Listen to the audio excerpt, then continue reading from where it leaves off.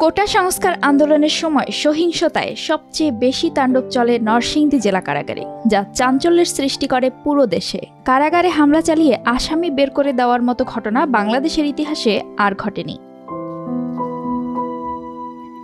হামলার পর ঘটনাস্থল পরিদর্শন সহ নানা তথ্য প্রমাণ সংগ্রহ করেছে আইন শৃঙ্খলা রক্ষাকারী বাহিনী। পুলিশ সুপার জানিয়েছেন, এখন পর্যন্ত 11টি মামলা হয়েছে। এসব মামলায় গ্রেপ্তারও করা হয়েছে 2 শতাধিক আসামিকে। এখানে আমরা অনেকের ভিডিও ফুটেজ পেয়েছি, একদম সুনির্দিষ্ট। এখন পর্যন্ত 11টি মামলা হয়েছে, আরও অনেকগুলো মামলা প্রক্রিয়াধীন আছে। এই 11টি মামলায় আমাদের এজাহারনামী আসামি হচ্ছে 412 জন। আমরা এই পর্যন্ত 204 জনকে গ্রেপ্তার করেছি। হামলার ধরন, অস্ত্র ও আসামি লুটের এই ঘটনাকে পরিকল্পিত বলে মনে করছেন নরসিংদীর জেলা প্রশাসক। পুলিশ সুপারেরও ধারণা একই, যে সিসিটিভি গুলো কিন্তু তারা আগে ভেঙে ফেলেছে। তো সিসিটিভি ভেঙে অনেকে মুখ বেঁধে এসেছে। এই যে তাণ্ডব, এই তাণ্ডব তো এটা পরিকল্পনা করে তো আক্রমণ করেছে। মানুষ জেলখানায় আক্রমণ করে জেলখানার সকল বন্দীকে বেরিয়ে নিয়ে আসবে, এরকম কোনো ঘটনা বাংলাদেশে কখনো ঘটে নাই। বাংলাদেশে বিভিন্ন আন্দোলনের ইতিহাস আমরা যদি পর্যালোচনা করি, গাড়ি ঘোড়া রাস্তাঘাটে ভাঙচুরের ইতিহাস আমরা দেখতে পেলেও জেলখানায় কখনো কোনো মব, কোনো উত্তেজিত জনতা গিয়ে সেটা আক্রমণ করে ভেঙে নিয়ে আসেনি। কখনো এরকম কোনো পরিকল্পনাও কেউ কখনো আগে কখনো করে নাই, আগে কখনো এরকম দৃশ্য আমরা দেখতে পাইনি। এখানে যেহেতু এটি ঘটেছে, সেখান থেকে আমরা এটা ধরে নিতেই পারি এটি আসলে একটি প্ল্যান করে, পরিকল্পনা করে, একটি নাশকতার ছক এঁকেই এই কাজটিকে তারা করেছে।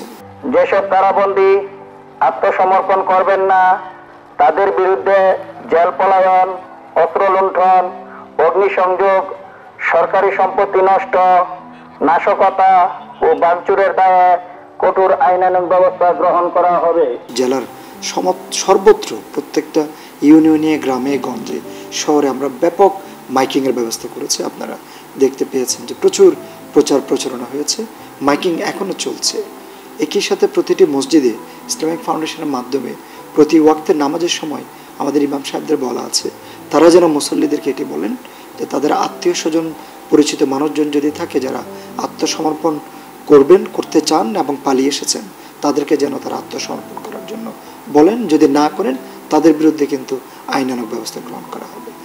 পুলিশ সুপার বলছেন, সেদিন মাইক্রোবাসে করে জঙ্গি পালিয়ে গেছে কিছু গণমাধ্যমে এমন সংবাদ প্রচার হয়েছে, যা সঠিক নয়। তিনি জানান, এসব মাইক্রোবাসে বিয়ের যাত্রী ছিল। 4টি মাইক্রোবাস ছিল, একটি প্রাইভেট কার ছিল।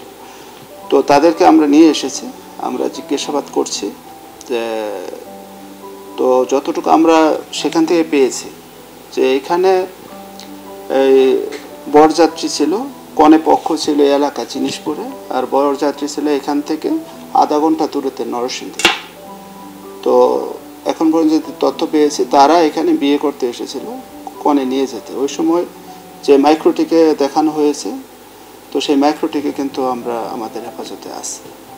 তো আমরা সেই মাইক্রো দিয়ে যে তারা চলে গেছে, আমরা আপাতত এটা মনে করছি না, কারণ সেই মাইক্রোগুলি কিন্তু আমরা সেই ড্রাইভার, সেই বরের সাথে আমাদের কথা হয়েছে। তো সেটা দিয়ে যে কেউ পালিয়েছে, এটা আমাদের কাছে আমার স্পষ্ট যে এটা দিয়ে তাই কেউ পালায়নি। কারাগার দ্রুত ঠিক করে আসামি রাখার ব্যবস্থা করা হচ্ছে বলে জানিয়েছেন জেলা প্রশাসক। এরই মধ্যে বিদ্যুৎ, পানি ও গ্যাসের সরবরাহ নিশ্চিত করা হয়েছে। নতুন করে স্থাপন করা হয়েছে সিসি ক্যামেরাও। মূল কম্পাউন্ডে প্রবেশের যে 2টি পথ, 2টি প্রবেশ পথে বিজিবি এবং পুলিশের 2টি পোস্ট সেখানে বসানো হয়েছে। এই মুহূর্তে কারাগার কিন্তু আপনার নিরাপত্তার দিক থেকে এটি এখন নিশ্চিন্ত নিরাপত্তার মধ্যে আছে। আর অন্যান্য যে সমস্ত লজিস্টিক সাপোর্ট, সেগুলি কিন্তু কানেকশনগুলি দেওয়া হয়েছে। আপনারা জানেন, জেল সুপার জেলার ইতিমধ্যে বরখাস্ত হয়েছেন, নতুন জেল সুপার এবং জেলার এখানে এসেছেন, নতুন কারারক্ষীদের দলও এসেছেন, খাবার দাবার, লজিস্টিক, অন্যান্য সব কিছু এসেছে। তারপরে কিছু টুকটাক কাজ বাকি আছে, সেগুলি বর্তমানে চলমান। অতি দ্রুত আমরা সেখানে আসামি এবং কয়েদি বন্দীদের রাখতে পারবো বলতে আমরা বিশ্বাস করি।